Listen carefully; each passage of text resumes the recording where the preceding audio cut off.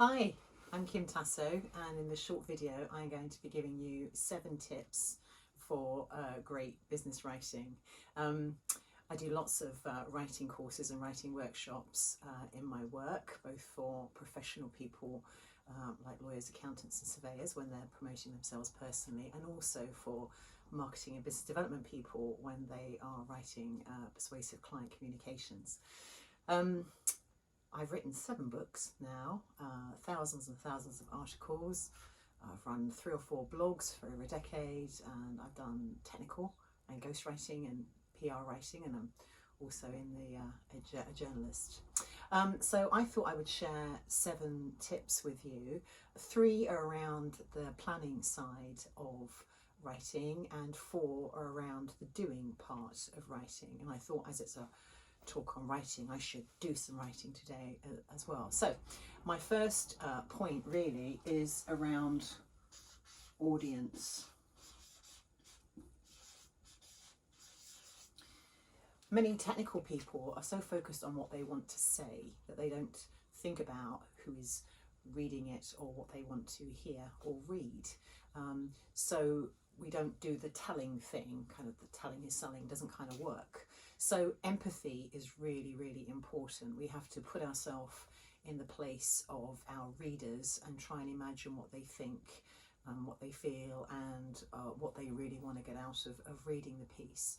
We also need to think about making some sort of emotional connection with the audience. Now, in marketing, we have the idea of segmenting our audience, breaking it into groups of people with similar interests so that we tailor the writing for the different needs of the different audiences. Personas or kind of reader archetypes is another method of doing that. Because if we try and just write for everybody and anywhere, we'll end up with quite bland general messages. A one size doesn't fit all in writing. Okay, so that's the first point, audience. The second point is around objectives. So what's the purpose or point of your writing? What do you want the reader to think or feel or remember from reading your piece? What's the key message or proposition, if you like, in your writing? In marketing, we often think about what call to action we want people to take. Do you want them to click on a link, visit a website, pick up the phone, sign up for something? What do you want people to do when they finished reading your writing? Okay, so the third area is around structure. I'm also going to put a sub one on here about signposting. Now, when we're at school, we're often taught to write with a beginning or a middle or an end. There are all different types of writing, and academic writing is one particular type. But we can think about very different structures for our writing. We could do then and now, before and after, problem solution, all sorts of different, theory and practice, all sorts of different structures to make the writing more varied. Subheadings are really important in our writing because they signpost the reader so they can navigate or quickly scan, read to get to the information they're particularly interested in. So that's 3 of the points so far on the planning of your writing. Then we get on to the actual doing of the writing. So the next one I would like to talk about is titles, because we have to capture the audience or the reader's attention pretty quick, because people have so much material coming into their email inboxes or as they're scanning through the internet. And one of the ways you can capture people's attention is by using a really good title. In fact, many people would say you spend at least 50% of your time crafting that title or subject line if it's in an email. We can also think around using the journalist's inverted pyramid, which is where we put the whole story into one single sentence and then go on to elaborate after that. And of course, in your writing, that first paragraph really must explain to the reader what they're going to get out of reading the document. What's in it for them, if you like, what's the benefit? Okay, so the next area I want to talk about is voice, or you could consider this to be style. So there's a number of different ways to think about this. If you work for an organisation, there will be a brand, and there will be some brand guidelines talking about the style in which we usually write, what vocabulary to use, words to avoid or to include, and that's what you would stick to if you were doing formal writing. When you come to less formal writing, for example, an opinion blog post, you need to think about conveying your personality. So what words, vocabulary, language would you use to get your personality across, and energy across in that posting? So think around the voice and the style of your writing, the language you use, depending on what the medium or the message is, or in these common terms we might think about the channel and the content. So that's voice and style. The next one is around persuasion. We're trying to get people to do something as a result of reading the writing. And here we need to think about demonstrating rather than asserting points or our expertise, kind of back to school in terms of show, don't tell, really. We know from the latest research that stories are 22 times more likely to be remembered than facts and figures alone.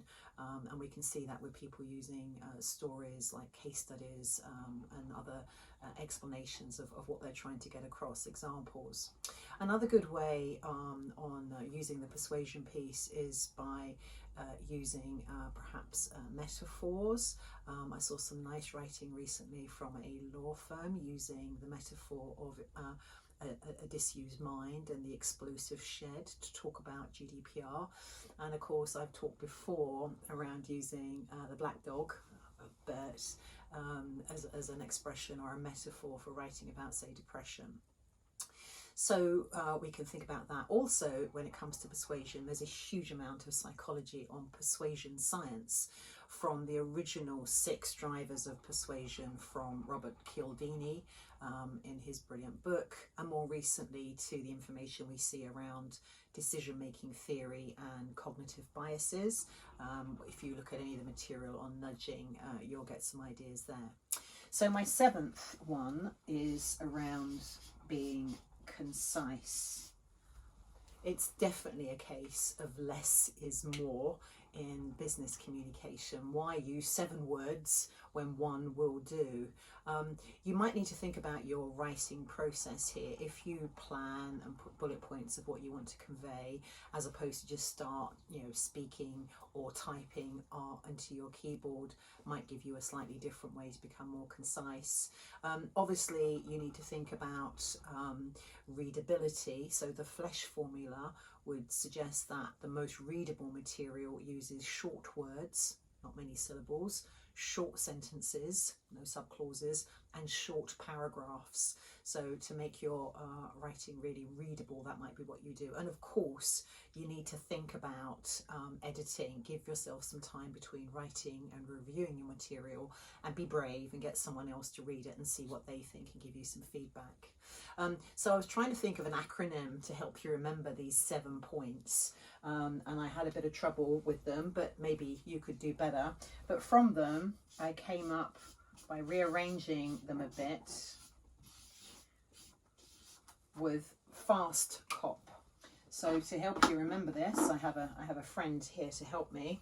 So I thought, to remember those 7 points, fast cop, I would give you a picture of a policeman showing you how vast the amount of information there is you could do in terms of writing.